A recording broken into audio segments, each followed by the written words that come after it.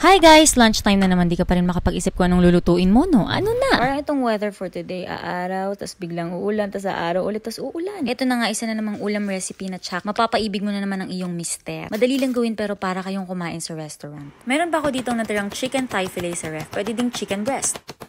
Tapos ito, hiniram ko muna yung hammer ni Thor, charot lang. Meat mallet ito, tenderizer and pounder. Para mas ma-flatten at mas mapalambot natin yung ating meat. Kung wala kayo nito, don't worry, pwede naman kayo mag-substitute. Rolling pin, baso, kung anong madampot nyo dyan na pwedeng ipamukpok. Basta yung matibay at safe. At lalagyan ko na nga ng salt and pepper, pampalasa. Sinigurado ko lang na timplahan ko ng maigi, likod at harap para talaga namang malasa. Maglalagay din ako ng 5 spice powder at Spanish paprika. Pwede naman kahit alin lang sa dalawa na yan. Kung parehong wala, pwede namang asin at paminta lang. Yung 5 spice powder, ilang beses ko na rin yan nagamit sa aking vlog. Try nyo guys kasi may kakaibang sarap at linamnam din talaga siyang binibigay sa ating fried dishes kahit na yung may mga sauces. Maglalagay din ako ng konting soy sauce, vinegar. Vinegar na gamit ko ay brown rice vinegar. Pwede naman kung ano ang meron kayo diyan. Pwede din calamansi juice or lemon.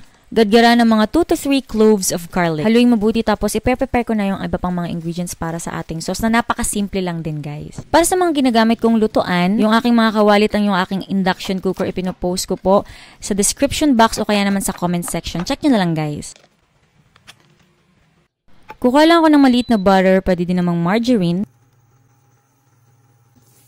Tunawin pagkatapos igigisa na natin yung sibuyas. Hayaan lamang maluto pagkatapos ilalagay ko na yung mushroom. Whole mushroom yung gagamitin ko, pwede din namang slice, mixed mushroom, shiitake, kung anong mushroom ang meron kayo diyan. Optional, maglalagay ako ng corn. Pwede din kayong maglagay ng carrots or iba pang mga vegetables na meron kayo dyan para naman mas healthy at mapakain nyo ang inyong mga chikiting. Season it with salt and pepper at kung ano pang mga paborito nyong herbs and spices, lagyan din ng konting sugar para mas mabalance yung lasa. Konting tubig, tansya-tansya lang. Hot water ang ilalagay ko para mabilis siyang kumulo. Konting toyo ni Mrs. Charot lang. Hindi naman totoyoin niyang si Mrs. kung wala namang ginagawang hindi maganda si Mr. May pinaghuhugutan. Tapos yung inyong cream sauce. Pwede kayong gumamit ng all-purpose cream, paborito niyong brand. Itong ginamit ko, nabili ko sa grocery store, itirinay ko lang. Pasta cream sauce siya. Tapos ayan, maglalagay lang ako ng konting patis. Hayaan lamang kumulo, pagkatapos patayin nyo na at itabi nyo. Huwag niyong papapakin. Ang sarap kasi niya. Pinatikim ko nga kay ni Rian ako nagustuhan. Iyan na lang daw ang iuulam niya. Naghanap nga ako ng mapagpiprituhan ng aking chicken. Pwede din naman sa air fryer. Pero nakita ko nga itong aking deep fryer from Massflex na nakakatuwa nga kasi complete set na talaga siya. Ayan, may steamer, meron siyang egg holder para kapag nagpapakulukan ng itlog, hindi magbanggan at maiwasang mabasa. Strainer basket, nako tamang-tama pag ikaw ay magdi-deep fry ng iyong Shanghai. At marami pang iba. Ayan nga, induction ready na din siya. Pwede mong gamitin sa kahit saan mong lutuan. Basagin mo na ang iyong dalawang itlog pagkatapos beat it.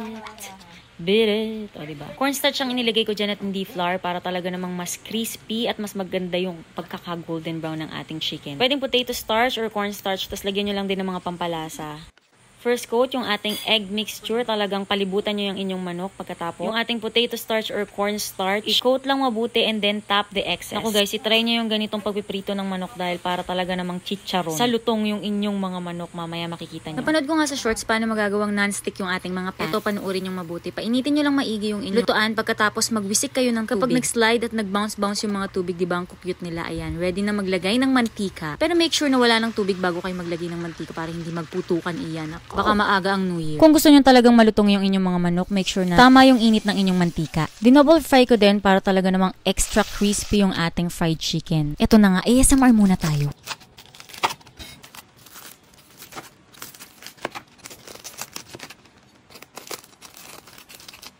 O diba, tignan nyo naman yan guys, para siyang Taiwanese fried chicken, napakalutong at ang sarap tingnan. Ready na tayo for plating para picture-picture at meron akong pang thumbnail. At yung ating creamy mushroom sauce na napakadaming pwedeng paggamitan, pwede din sa pasta. Creamy, rich, and tasty talaga naman. I-try nyo na to guys at idagdag nyo sa listahan ng inyong mga lunch, pwede ding dinner. Simpleng-simple na pwede din panghandaan. Kaya naman i-try nyo na guys and comment down below kumusta ang inyong experience dito sa ating crispy fried chicken with creamy mushroom sauce. And don't forget to tag me sa Instagram at sa aking Facebook page, Shane Agustin Silvestre.